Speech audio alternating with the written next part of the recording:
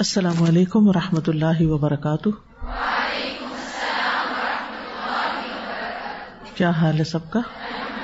الحمد للہ، نحمدہ ونصلی علی رسولہ الکریم، اما بعد فاعوذ باللہ من الشیطان الرجیم، بسم اللہ الرحمن الرحیم، رب اشرح لی صدری ویسر لی امری واحلل عقدۃ من لسانی یفقہوا قولی۔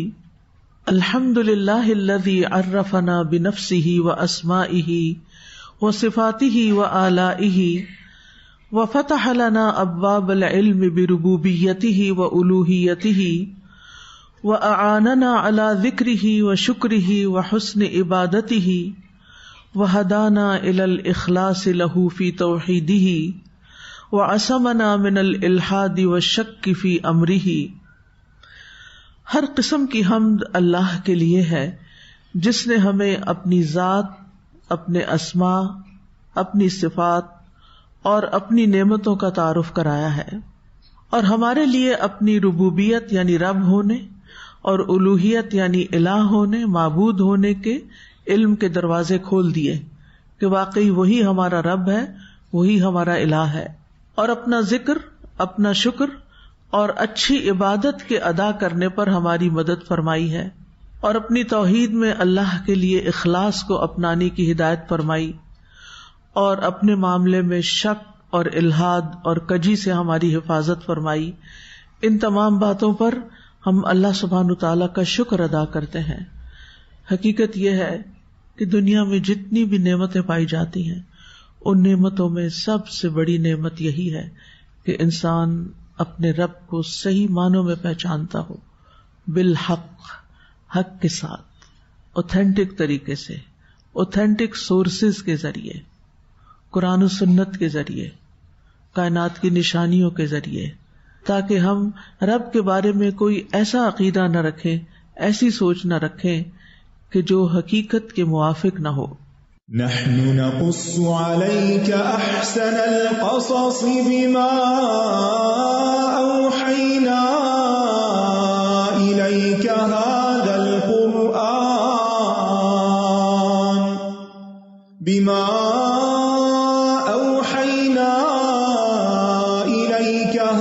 القرآن وإن كنت من قبله لمن الغافلين۔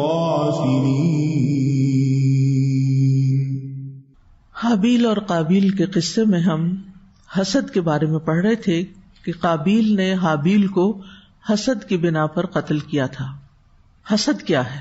حسد کا مطلب ہے کہ جس پر اللہ نے کوئی انعام کیا ہو، اس کو کوئی نعمت دی ہو، تو حسد کرنے والا اس نعمت کو ناپسند کرے اور اس بات کی خواہش کرے کہ اس سے یہ نعمت لے لی جائے، خواہ یہ نعمت مال کی صورت میں ہو، مرتبے کی صورت میں، کسی مقام کی صورت میں، علم یا کسی اور چیز کی صورت میں ہو۔ یعنی دنیا کی نعمتوں میں سے کوئی بھی نعمت جو کسی کو ملے تو انسان جو حسد کر رہا ہے وہ یہ چاہے کہ اس سے لے لی جائے، بس اسے کیوں مل گئی، وہ اس پر تکلیف محسوس کرے، اس پر خوش نہ ہو۔ ایک قول یہ ہے کہ حسد یہ ہے کہ دوسرے شخص سے نعمت کے ختم ہونے کی آرزو کرنا، اگرچہ حاسد کو ویسی نعمت نہ بھی ملے۔ یعنی ضروری نہیں کہ اس میں انسان کی خواہش یہ ہو کہ اس کو نہ ملے اور مجھے ملے، اگر اس کی یہ خواہش اتنی بھی ہے نا کہ اس کو نہ ملے، مجھے ملے کہ نہ ملے، اس کو نہ ملے، تو یہ کیا ہے؟ یہ حسد ہے۔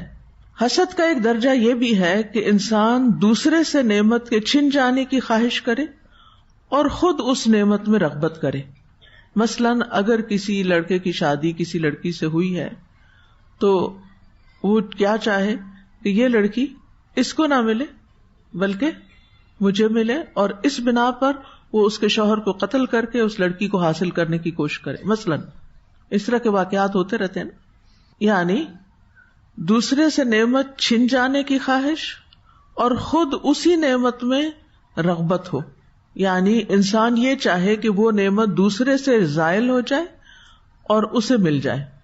امام راغب کہتے ہیں کہ حسد کا مطلب ہے اس شخص کے نعمت کے چھن جانے کی خواہش کرنا جو نعمت کا مستحق ہے، یعنی وہ ڈیزرو کرتا ہے، اس کو ملنی چاہیے. مثلاً ایک شخص نے کئی سال تک پڑھا ہے، محنت کی ہے، اپنی ہر چیز قربان کی، اپنا آرام، نیند، مال، اور اس کے بعد ایک ڈگری لی. وہ شخص ڈیزرو کرتا تھا کہ جو اس نے محنت کی ہے اس کا اس کو صلہ ملے. لیکن حاسد کیا چاہتا ہے کہ اس کو کیوں ملی، اس کو نہ ملے اور مجھے یہ مل جائے. اور کبھی حسد کرنے والا اس نعمت کو ختم کرنے کے لیے بھی دوڑ دھوپ کرتا ہے. یعنی کبھی یہ خواہش نہیں بھی ہوتی کہ مجھے ملے. مثلاً ڈگری تو آپ کو تبھی ملے گی جب آپ خود محنت کریں گے، لیکن آپ اس چیز کے پیچھے پڑ جاتے ہیں کہ لوگوں کے اندر ایسے شکوک و شبہات پھیلائے جائیں کہ لوگ اس کی سند کا یقین ہی نہ کریں، اس ڈگری کا یقین ہی نہ کریں کہ اس نے تو نقل مار کے یہ لی ہے، یا اس نے تو پیسے دے کے یہ لی ہے، وغیرہ وغیرہ، اس طرح کی باتیں پھیلائے. امام نووی کہتے ہیں کہ حسد کی 2 اقسام ہیں، ایک حقیقی حسد اور ایک مجازی حسد. حقیقی حسد یہ ہے کہ نعمت والے سے اس کی نعمت کے ختم ہونے کی خواہش کرنا، اور مجازی حسد کیا ہے؟ اس جیسی نعمت کی آرزو کرنا جو دوسرے کے پاس ہے، اور یہ تمنا نہ کرنا کہ وہ نعمت والے سے ختم ہو. اس کو عربی میں غبطہ بھی کہا جاتا ہے. غبطہ، غین با طا اور چھوٹی تا گول تا. غبطہ کا معنی اردو میں رشک کیا جاتا ہے. رشک تو رشک کیا ہے کہ آپ یہ نہ چاہیں کہ دوسرے کی نعمت چھن جائے، اور نہ ہی آپ اس کے پاس اس نعمت کو ناپسند کریں، بلکہ آپ خوش ہوں، ٹھیک ہے اس کے پاس ہے تو ہے، لیکن آپ یہ چاہیں کہ آپ کو بھی یہ نعمت مل جائے. 3 صورتیں بن جاتی ہیں نا. ایک کیا کہ آپ کو کسی کی نعمت پسند نہیں اور آپ چاہتے ہیں اس سے چلی جائے. دوسری یہ کہ اس کی نعمت چلی جائے اور آپ کو مل جائے. اور تیسری یہ کہ اس کے پاس ہی رہے اور مجھے بھی مل جائے. اب یہ جو 3 قسمیں ہیں، اس میں سے کسی نہ کسی درجے میں کوئی نہ کوئی قسم ہمارے اندر پائی جاتی. ہم انسان ہیں، یعنی ہر انسان میں حسد کا یا رشک کا یہ جذبہ موجود ہے. اور مذموم حسد جو ہے، بہت سے لوگ اس میں بھی مبتلا ہیں، جو پہلی قسم کا ہے. بہت کم انسان اس سے بچے ہوئے ہیں. لیکن دوسری قسم کا رشک جو ہے، غبطہ جو ہے، مجازی حسد جو ہے کہ کسی کے پاس ہے تو مجھے بھی مل جائے، تو اس میں آپ دیکھیے کہ اس میں ایسا رشک کرنا یا ایسی غبطہ رکھنا کوئی مذموم چیز نہیں ہے، کوئی بری چیز نہیں ہے. آپ کسی کو کسی اعلی مقام پہ دیکھتے ہیں، نیکی کے، مثلاً تقویٰ کے، مثلاً کوئی حج پہ جا رہا ہے، تو جب بھی آپ سنتے ہیں کوئی حج پہ جا رہا ہے یا عمرے پہ جا رہا ہے، تو آپ کے دل میں ایک دفعہ کیا خیال آتا ہے؟ کاش میں بھی جا سکتی. ہوتا ہے نا نیچرل. کیا یہ بری بات ہے؟ نہیں، بری بات نہیں ہے. آپ نے کسی کو ایک اچھا کام کرتے ہوئے دیکھا، آپ کو خیال آیا کہ کاش میں بھی کر لوں، اللہ مجھے بھی نصیب کرے. آپ کو یہ دل میں نہیں آ رہا کہ وہ نہ جا سکے، تو اس میں کوئی حرج نہیں ہے. یہ انسان کی فطرت میں، اور یہ ہونا چاہیے. اس سے انسان کے اندر اچھی عادات پنپتی ہیں کہ جب وہ دوسرے کو کسی محنت کے بعد کامیابی حاصل کرتے دیکھتا ہے اور خود بھی اس چیز کو آئیڈیالائز کرتا ہے. مثلاً مجھے پی ایچ ڈی کا خیال کیسے آیا، مجھے کیسے شوق پڑا. میرے ایک کزن تھے مجھ سے بڑے، تو وہ پی ایچ ڈی کر رہے تھے، تو گھر میں کچھ نہ کچھ باتیں ہوتی رہتی تھی، تو مجھے ان کو دیکھ کے رشک آیا. تو میں نے سوچا کہ مجھے بھی کرنی چاہیے، اور پھر اس نہج پہ میں نے سوچنا شروع کیا. اور جب میں ماسٹرز کر رہی تھی تو ساتھ ساتھ مسلسل ذہن میں یہ رہتا تھا کہ یہ میں نے کرنا ہے، یہیں پر نہیں رک جانا، اس سے آگے بھی جانا ہے. تو اس طرح کا جو رشک ہوتا ہے، کسی کو کوئی اچھا کام کرتے ہوئے دیکھ کر انسان اپنی زندگی کی پلاننگ اکارڈنگلی کرنا شروع کر دے، اس سے کوئی برائی نہیں. حضرت عائشہ کے بارے میں آتا ہے، وہ کہتی ہیں میں نے کسی پہ اتنا رشک نہیں کیا جتنا خدیجہ رضی اللہ عنہا پہ کیا. حالانکہ مجھ سے تو آپ نے نکاح اس وقت کیا جب وہ انتقال کر چکی تھی، وہ تو آلریڈی دنیا سے جا چکی تھی، لیکن وہ کس بات پہ رشک کرتی تھی؟ اس رشک کی وجہ یہ تھی کہ رسول اللہ صلی اللہ علیہ وسلم نے حضرت خدیجہ کو جنت میں موتی کے ایک ایسے گھر کی بشارت دی تھی جس میں نہ شور و شغف ہو اور نہ تکلیف اور ایذا کی کوئی بات ہو. یعنی وہ اتنی نیکیاں کر گئیں کہ اللہ تعالیٰ نے دنیا میں ان کو اتنی اسپیسیفک خوشخبری دی. آپ دیکھیں کہ بہت سے لوگوں کے بارے میں آتا ہے کہ ان کو جنت کی خوشخبری دی گئی دنیا میں، لیکن کس طرح کی جنت یہ نہیں پتا چلتا. تو حضرت خدیجہ کی جو جنت ہے وہ تو باقاعدہ ڈسکرائب کی گئی ہے کہ کیسی جنت ہے. تو اس بنا پر حضرت عائشہ کو ان پہ رشک آتا.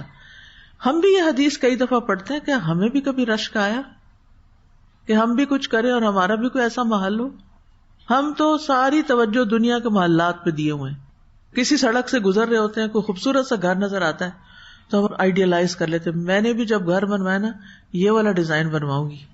ایسا ہی ہے نا, ہم وہ سب سے چھوٹے والے جو 2 کٹھے ڈاٹس ہیں نا ان کے بیچ میں جو رہ رہے ہیں نا, بس ہم صرف اس کے بارے میں سوچتے ہیں, اس سے آگے نہیں سوچتے کہ وہ جو ہمیشہ کی زندگی ہے اس میں ایسا گھر مل جائے. تو بہرحال حسد کا جذبہ انسانی فطرت میں ہے. انسان چاہے تو اسے مذموم حسد کی طرف لے جائے اور چاہے تو اس کو محمود حسد کی طرف لے جائے. چیز انسان کے اندر موجود ہے اور کسی وجہ سے رکھی گئی. آپ دیکھیں جتنے بھی ہمارے نیگیٹو ایموشنز ہیں نا, یہ سارے کسی وجہ سے ہمارے اندر رکھے گئے ہیں. مثلا غصہ ہونے کی بھی ایک وجہ ہے.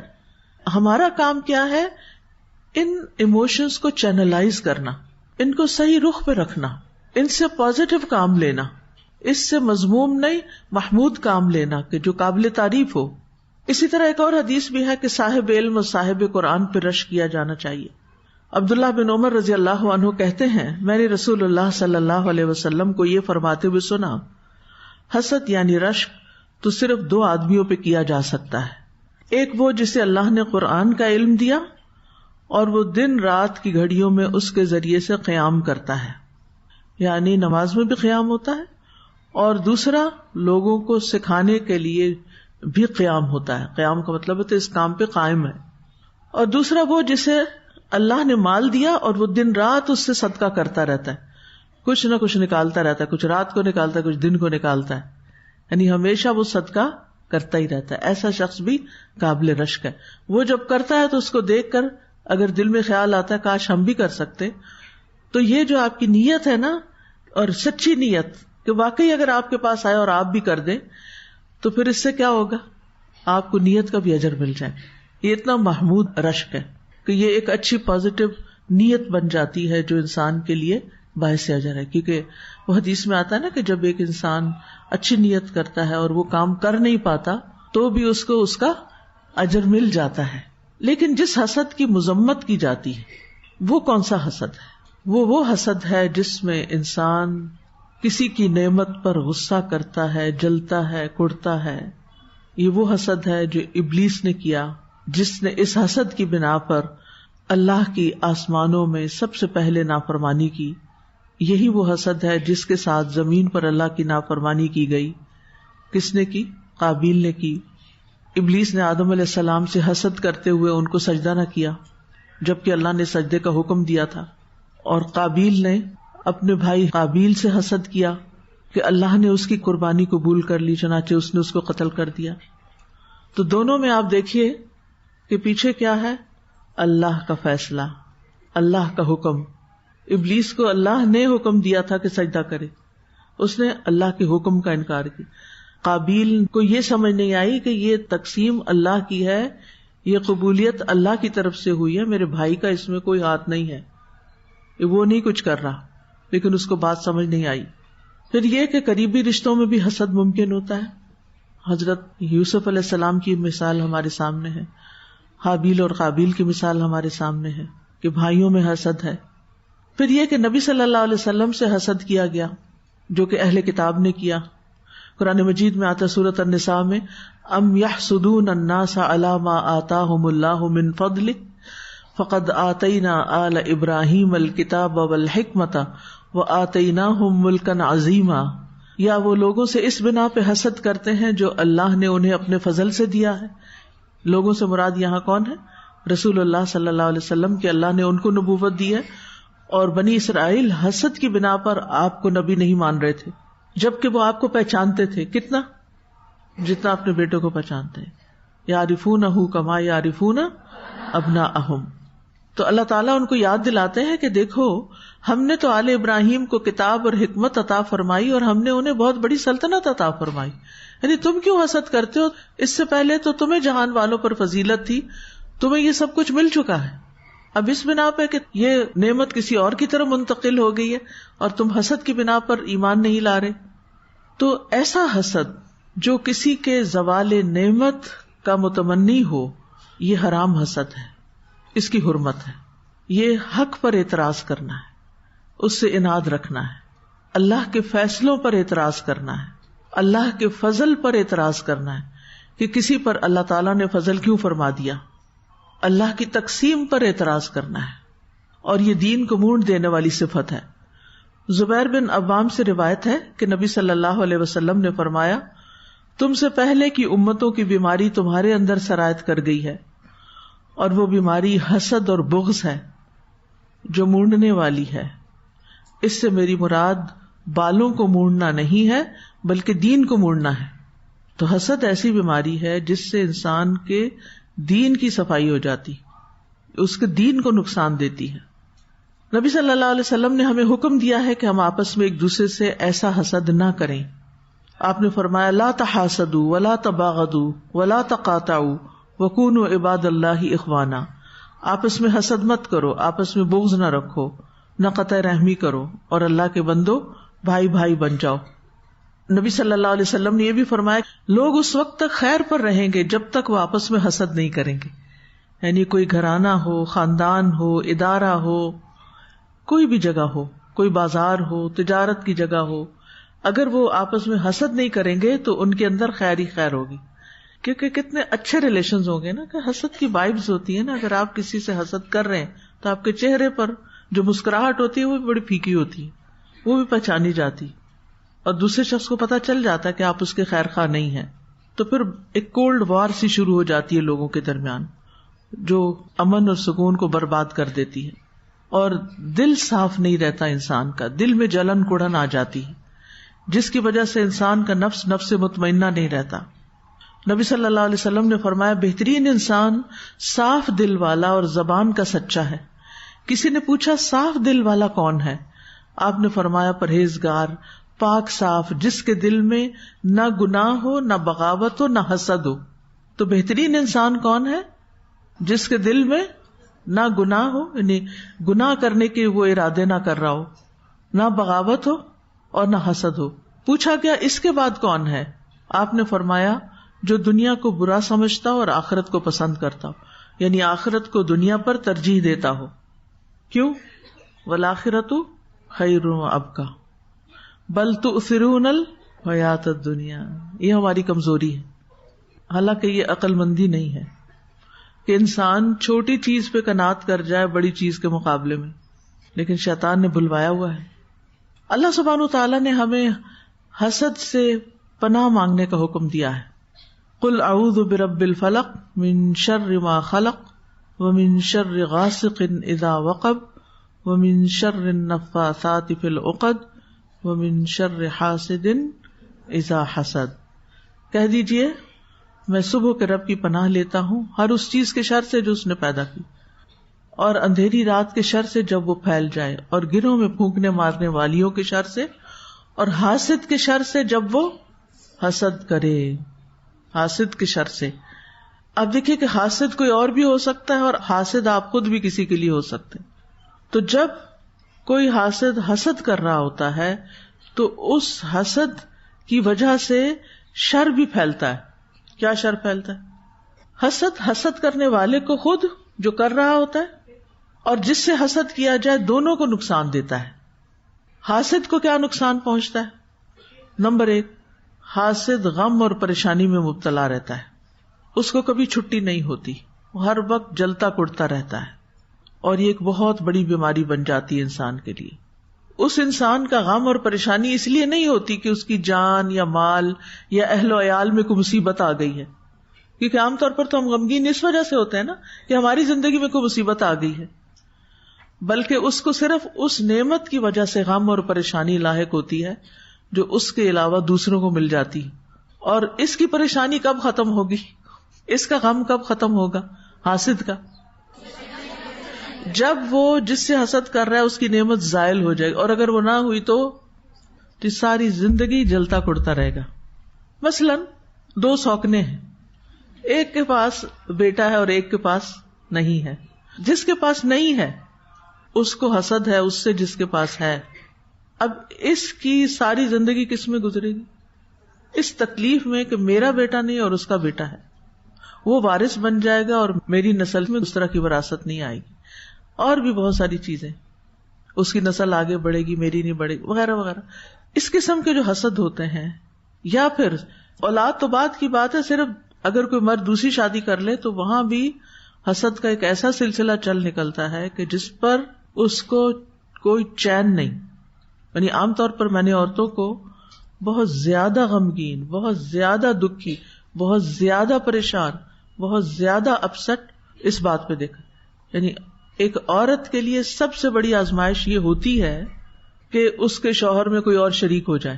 ہے یہ تکلیف دہ بات ہے, لیکن اس تکلیف کو اپنے اوپر اتنا مسلط کر لینا کہ پھر انسان کو کوئی دوسری بات سوجے ہی نہ, اس کی زندگی سے ہر خوشی ختم ہو جائے, اس کی زندگی سے ہر نعمت چلی جائے, یہ کوئی عقل مندی کی بات ہے؟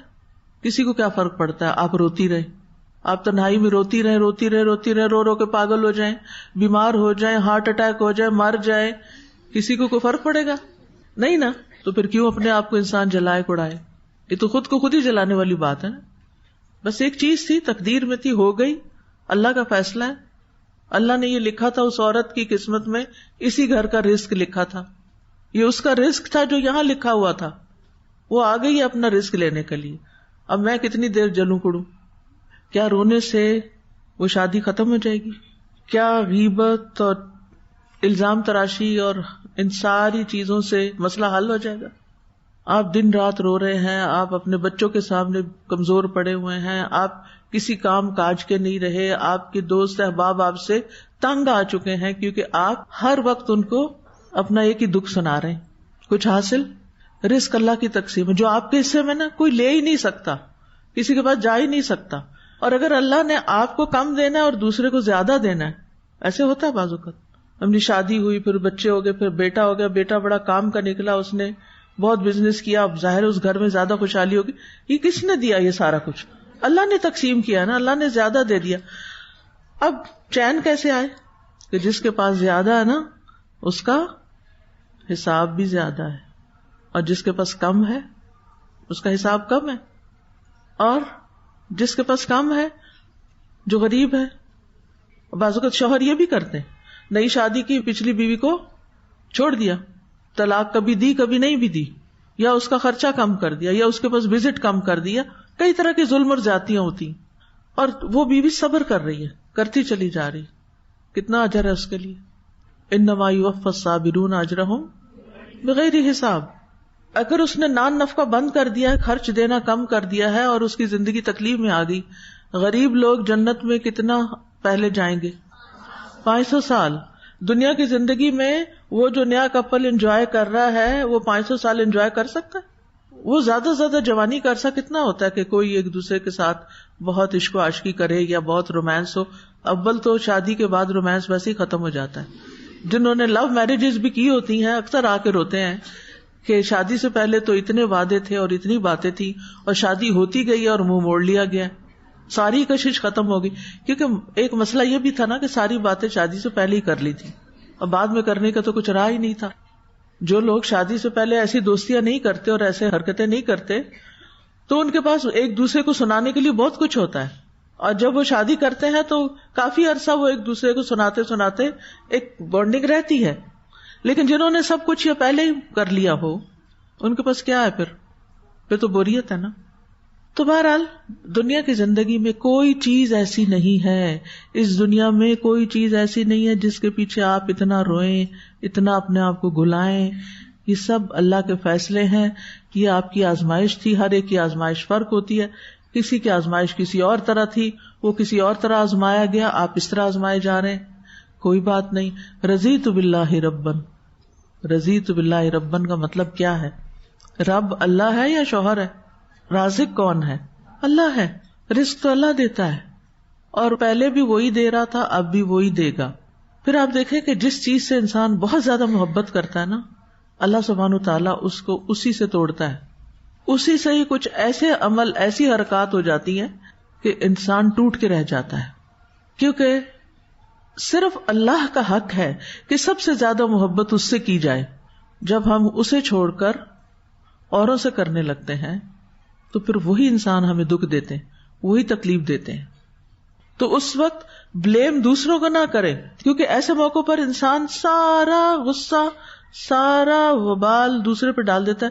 ساری غلطی اس کی ہے کیونکہ اس نے مجھے چھوڑ کے کسی اور کو پریفرنس دی ہے, اس کی غلطی نہیں. غلطی میری بھی ہو سکتی, اور بات یہاں غلطی کی نہیں ہے, بات یہاں تقدیر کی ہے. اصل میں بھول ہماری تھی نا, غلطی سب سے بڑی ہماری تھی کہ ہم یہ بھول گئے کہ مخلوق سے اتنا دل لگانا کہ وہ خالق سے بڑھ جائے تو پھر یہی ہوتا ہے. کہتے نہیں ایسی بات نہیں ہے, ہم اللہ سے بڑی محبت کرتے ہیں. بھئی اللہ سے محبت کرتے ہیں پھر تو آپ کے دل میں خوشی خوشی ہونی چاہیے ہر وقت, کیونکہ آپ کے دل میں ایک ایسی محبت ہے جو ہر محبت پہ غالب ہے, جو ہر وقت آپ کو خوش رکھتی ہے.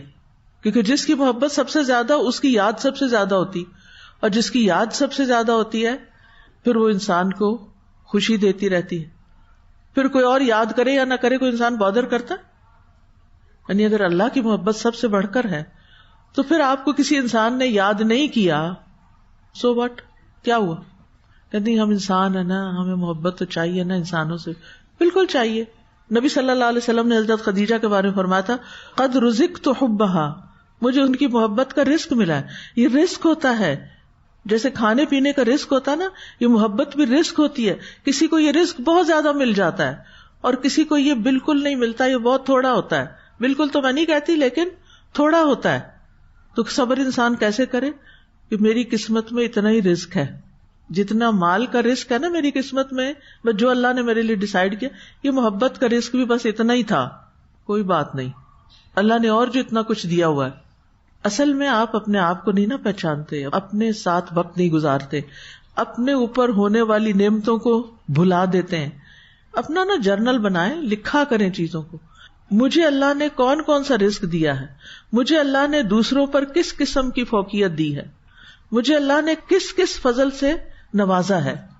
اور سب سے بڑھ کر یہ کہ اگر آپ کی زندگی میں اللہ کی یاد ہے, اللہ کا ساتھ ہے, تو لا تحزن ان اللہ معنا, ان معی ربی سیہدینی, میرے ساتھ میرا رب ہے, مجھے راستہ دکھا دے گا, اب مجھے آئندہ کیا کرنا ہے.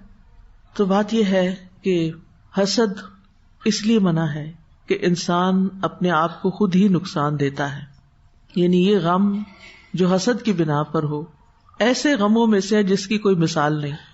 کچھ غم ہوتے ہیں جو ناپسندیدہ چیز کے پیش آنے پہ آ جاتے ہیں, یعنی کسی عزیز کو کوئی تکلیف پہنچی, یا اپنے مال یا اہل و عیال یا رشتہ دار کو کوئی تکلیف پہنچی.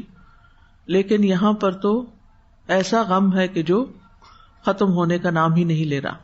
دوسری بات یہ کہ کیوں مذموم ہے یہ حسد. یہ حسد انسان کو اللہ کی نافرمانی کی طرف کھینچتا ہے اور ایسے کام کرواتا ہے انسان سے جو نہیں کرنے چاہیے, جس کی مثال ابلیس, کہ اس نے اللہ کی نافرمانی کی. کیا کیا؟ سجدے سے انکار کر دیا. یہ کس کا حکم تھا؟ اللہ کا حکم. تو یہ حسد کی وجہ سے انکار کیا تھا اس نے. یعنی حسد سے صرف غم ہی لائق نہیں ہوتا, جلن کوڑنی نہیں ہوتی, بلکہ اللہ کی نافرمانی شروع ہو جاتی ہے. حسد کی وجہ سے ہی قتل ہوا. قتل کوئی معمولی جرم. آپ دیکھیے اللہ کے حق میں سب سے بڑی چیز کیا ہے؟ نماز, سجدہ. اور بندوں کے حق میں حقوق العباد میں سب سے پہلے کس چیز کا فیصلہ ہوگا قیامت کے دن؟ خون کا. نہیں جان والے, خون کا بدلہ. سب سے پہلے خون کے بدلے چکائے جائیں گے. تو آپ دیکھیے کہ اکبر الکبائر کا ارتکاب کروا دیتا ہے, پھر انسان کو اس حد تک لے جاتا ہے کہ انسان ہمیشہ کے لیے ذلیل و رسوا ہو جاتا ہے. نبی صلی اللہ علیہ وسلم نے فرمایا, جب تم فارس اور روم کی سلطنتوں کے خزانے فتح کر لو گے تو تمہاری کیا حالت ہوگی. عبد الرحمن بن عوف نے فرمایا, ہم وہی کچھ کہیں گے, یعنی شکر کے کلمات جن کا اللہ نے ہمیں حکم دیا. آپ نے فرمایا, اس کے علاوہ دوسری بات ہوگی, تم دنیا حاصل کرنے میں ایک دوسرے کا مقابلہ کرو گے, پھر ایک دوسرے سے حسد کرو گے, پھر ایک دوسرے سے منہ پھیرو گے, پھر ایک دوسرے سے بغض رکھنے لگو گے. تو حسد کی وجہ سے کیا ہوتا ہے؟ ایک دوسرے سے منہ پھیر لیتا ہے انسان, کیونکہ اس کو دیکھ نہیں سکتا کہ بس یہ مجھے نظر نہ آئے کہیں. اور پھر بغض. پھر اسی طرح آپ دیکھیے کہ نبی صلی اللہ علیہ وسلم یہ کس کو فرما رہے ہیں؟ صحابہ کو، کہ جب مال بہت آ جائے گا نا تو پھر تمہارے اندر یہ بیماریاں آ جائیں گی. یہ نہیں کہ آ گئی تھی یا ایسا ہوا، یہ متنبع کیا جا رہا ہے کہ ایسا ہوگا. جب یہ سب کچھ ہوا تو ظاہر ہے سب لوگ کوئی صحابہ تو نہیں تھے اور سب اعلیٰ درجے کے ایمان والے تو نہیں تھے، لوگوں کے اندر یہ چیزیں آئیں. اچھا آج بھی آپ دیکھیں کہ ہمارے ہاں کیا ہوتا ہے، مال کی وجہ سے بھی اور اس کے علاوہ بھی جب ہمیں کسی کے ساتھ حسد ہوتا ہے تو پھر ہمیں اس کی ہر بات بری لگنے لگتی ہے.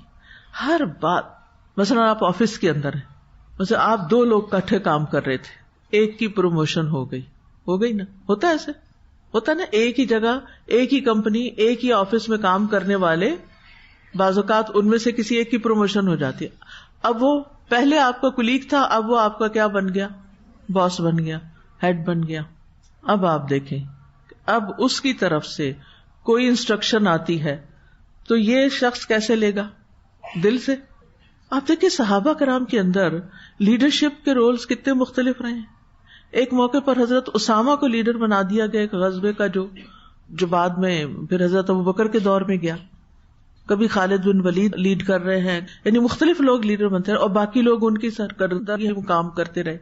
کیسے دل تھے ان لوگوں کے اور کیسی ایکسپٹینس. لیکن آج ہم بھی بعضوں کا دینی اداروں میں کام کر رہے ہوتے ہیں اور اپنے سے اوپر والے کی بات ایک نظر نہیں پاتی. یعنی مثلاً اگر ہم زیادہ سالوں سے کام کر رہے ہیں، زیادہ عرصے سے کام کر رہے ہیں اور بعد میں کوئی شخص آ کے ہمیں جوائن کر لیتا ہے جس کا ایکسپیرینس ہمارے ساتھ کا تو نہیں، کسی اور جگہ کا، کسی اور اسکول کا، کالج کا زیادہ ہے، وہ ہمارے اوپر ہیڈ بن جاتا ہے، پھر ہم ہر کوشش یہ کرتے ہیں کہ اس کی باتوں کو غلط ثابت کریں، پیٹھ پیچھے برا بھلا کہتے ہیں. جب سے یہ آئی ہے نا ہر چیز ہی بدل گئی.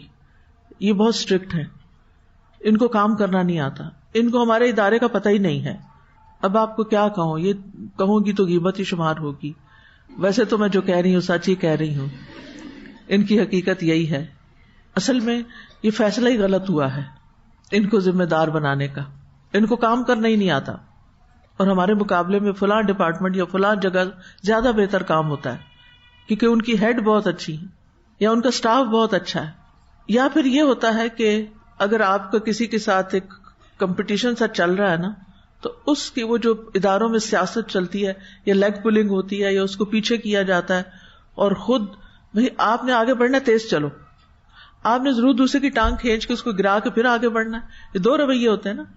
مجھے یاد ہے کہ گلاسکو یونیورسٹی میں جب میں پڑھتی تھی تو ہماری یونیورسٹی ہل پہ تھی اور میری پریگنینسی بھی چل رہی تھی تو مجھے چلنے میں تھوڑی سی دقت ہو جاتی تھی. تو جب میں دیکھتی تھی کہ مجھ سے آگے کچھ اور لوگ نکل رہے ہیں تو میں اپنی اسپیڈ اتنی تیز کر لیتی تھی کہ میں نے ان سے پیچھے نہیں رہنا.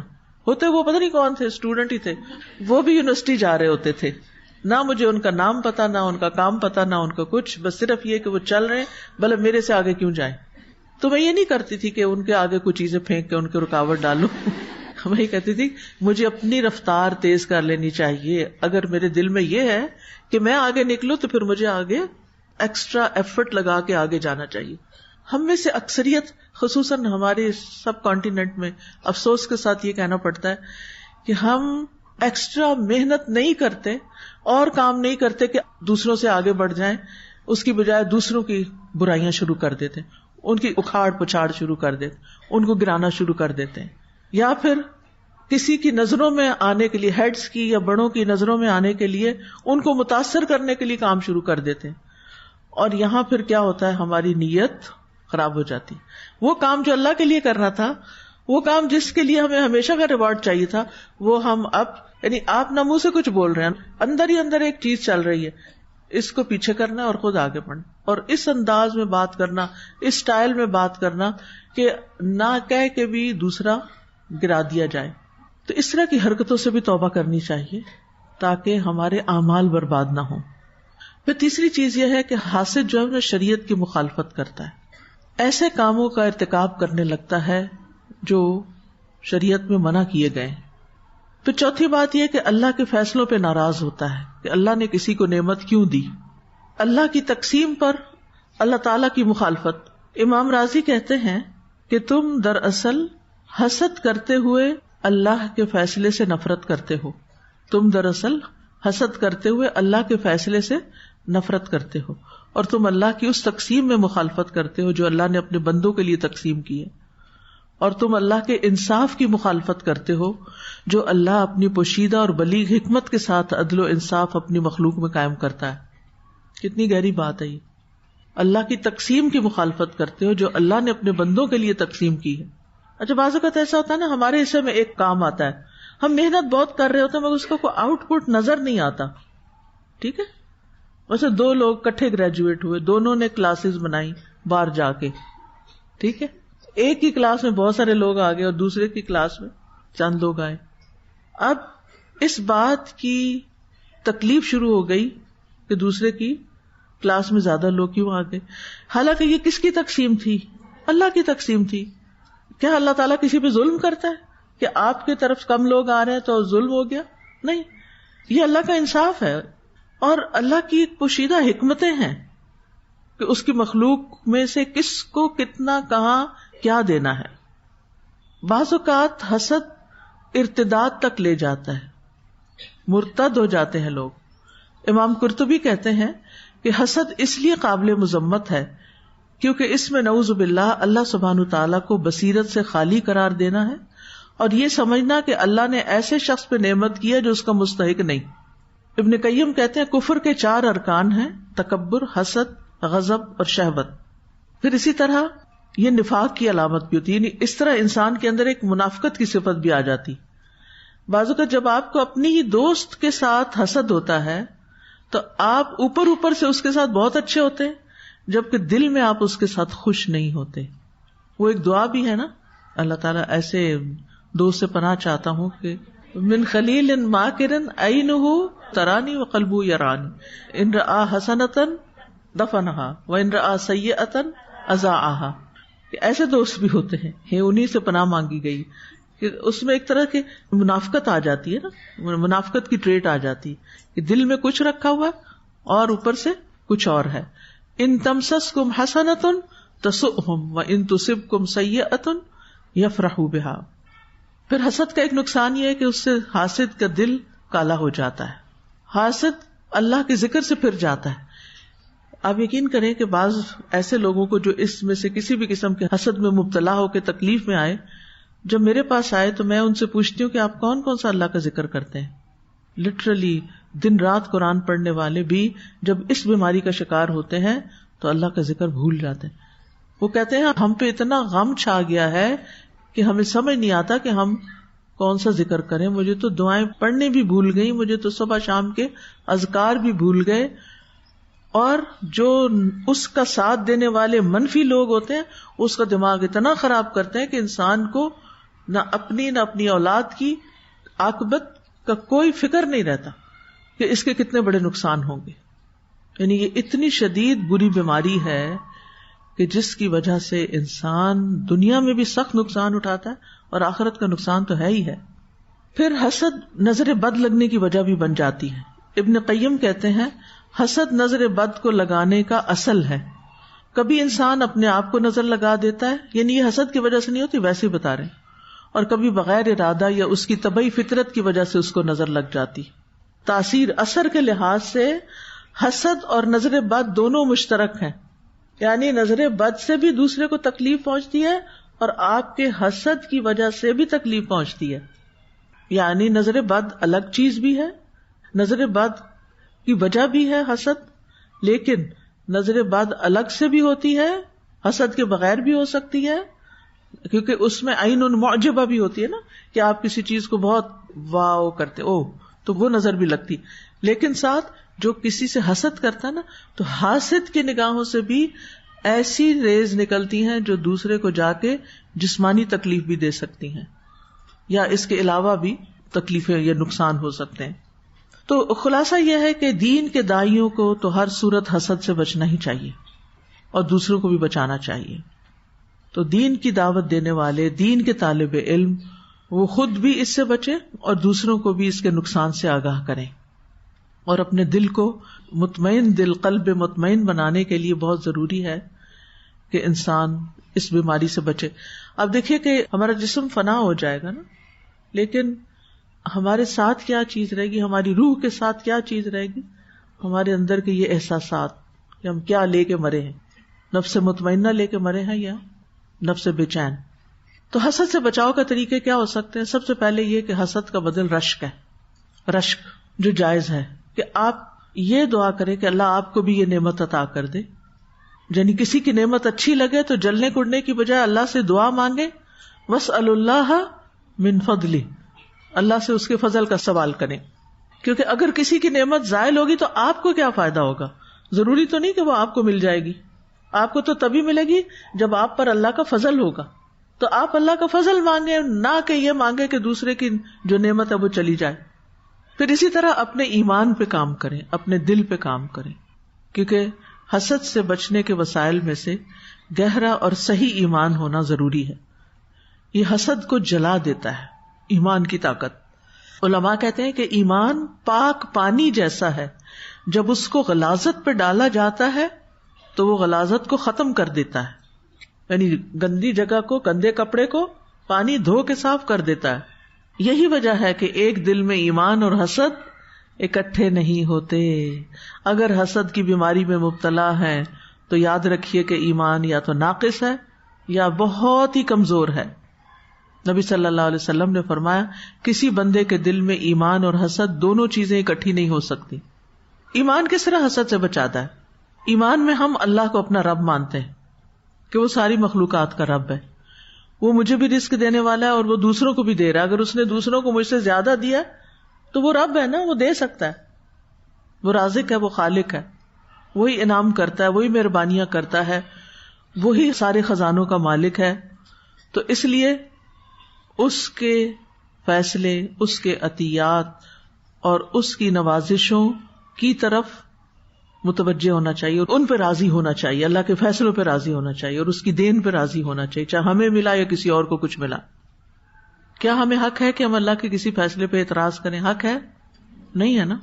تو پھر ایمان کا تقاضا یہ ہے کہ ہم راضی ہو جائیں، رضیت باللہ ربًا، اللہ کے رب ہونے پہ راضی ہو جائیں. ایمان کے تقاضے اگر دل میں حاضر ہوں گے تو حسد ختم ہو جائے گا. کیا ایمان کا تقاضا یہ نہیں کہ مسلمان کا بھائی ہے؟ انما المؤمنون اخوہ، مومن کیا ہے؟ آپس میں بھائی بھائی ہیں.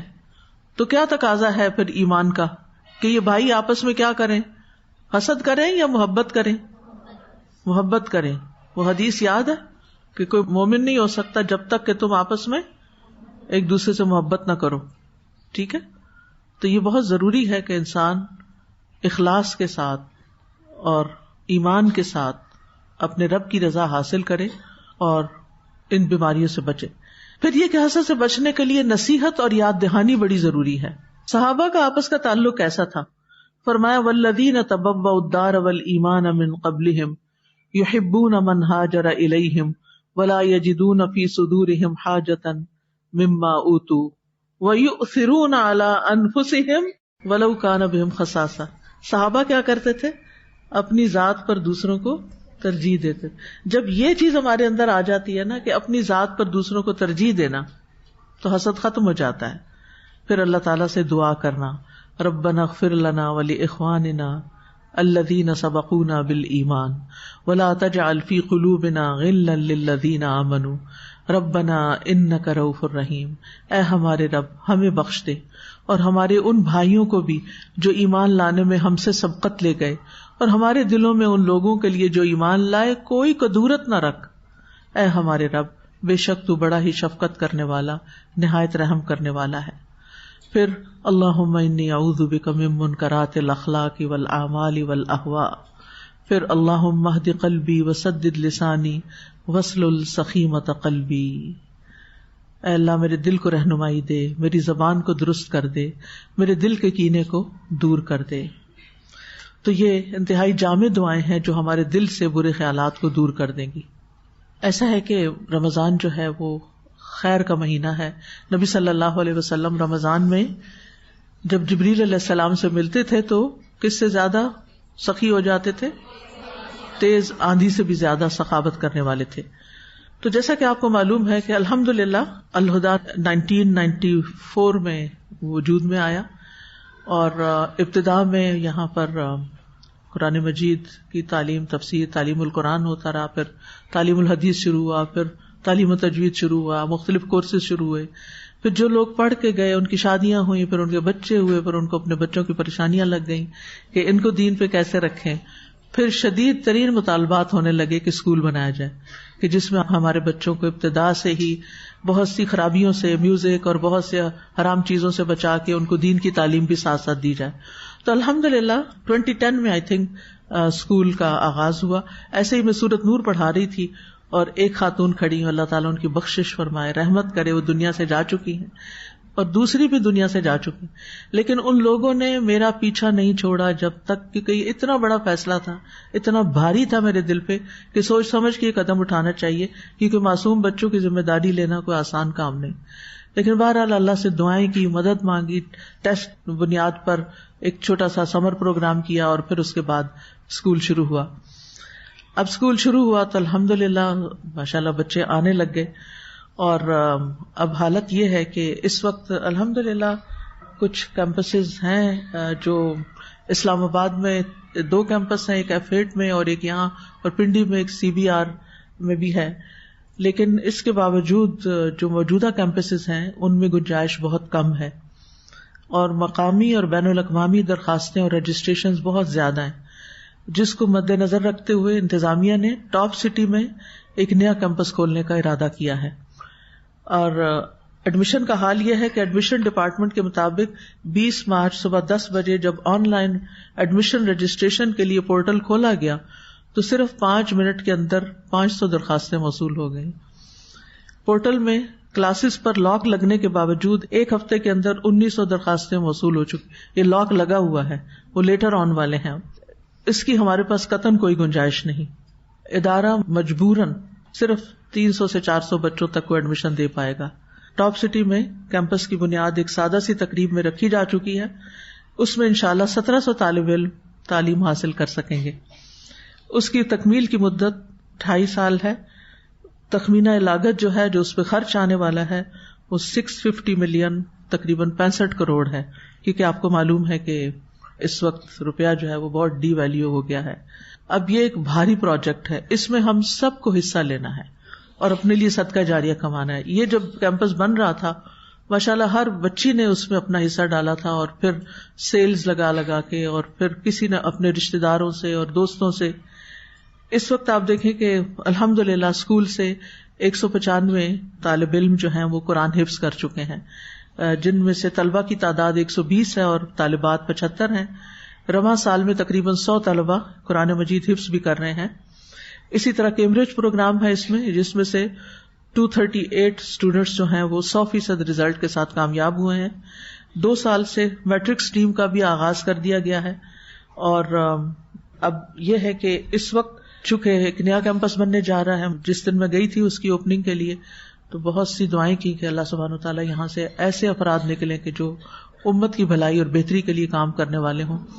یہ ہمارے لیے ایک بہترین صدقہ جاریہ کا موقع. میں آج اپنا حصہ ڈال کر آئی ہوں الحمدللہ، تاکہ آپ کو کہوں تو آپ کے دل پر بھی بات اثر کرے، اور آپ میں سے ہر ایک کچھ نہ کچھ، چاہے اپنا کچھ بیچنا ہی پڑے.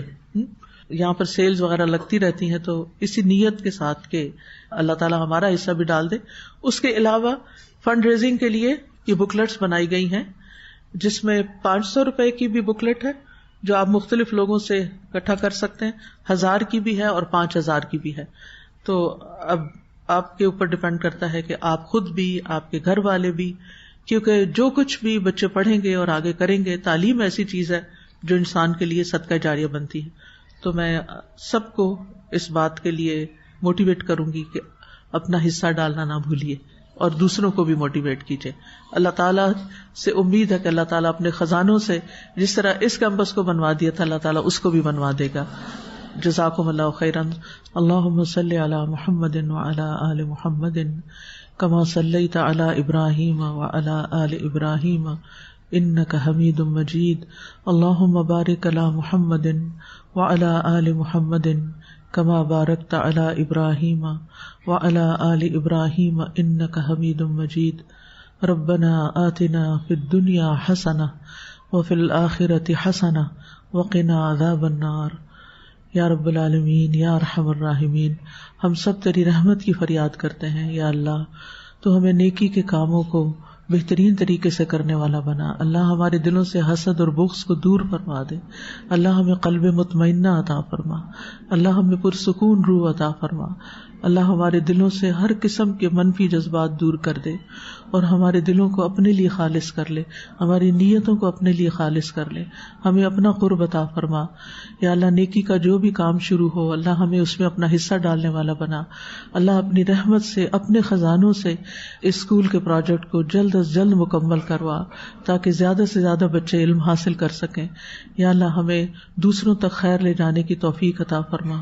یا اللہ تو اس کام میں ہماری مدد فرما. یا اللہ تو اسکول کی تعمیر میں ہماری مدد فرما. یا اللہ ساری امیدیں تجھی سے وابستہ ہیں. اللہ ہمارے ہاتھوں میں کچھ نہیں. یا اللہ سب کچھ تیرے ہی پاس ہے. اللہ ہم تیری رحمت کی فریاد کرتے ہیں. یا حی یا قیوم برحمتک نستغیث. یا رب العالمین تو اپنی رحمت فرما دے اور اپنی رحمت کے ساتھ ہم سب کو اس کام میں بہترین حصہ ڈالنے کی, اخلاص کے ساتھ حصہ ڈالنے کی توفیق دے جو ہمارے لیے صدقہ جاریہ بنے اور ہماری وفات کے بعد بھی ہمارے لیے اجر عظیم کا باعث بنے. ربنا تقبل منا انک انت السمیع العلیم وتب علینا انک انت التواب الرحیم. وصلی اللہ تعالی علی خیر خلقہ محمد وعلی آلہ واصحابہ واہل بیتہ اجمعین برحمتک یا ارحم الراحمین. سبحانک اللہم وبحمدک اشہد ان لا الہ الا انت استغفرک واتوب الیک. السلام علیکم ورحمۃ اللہ وبرکاتہ. فاقصص القصص لعلهم يتفكرون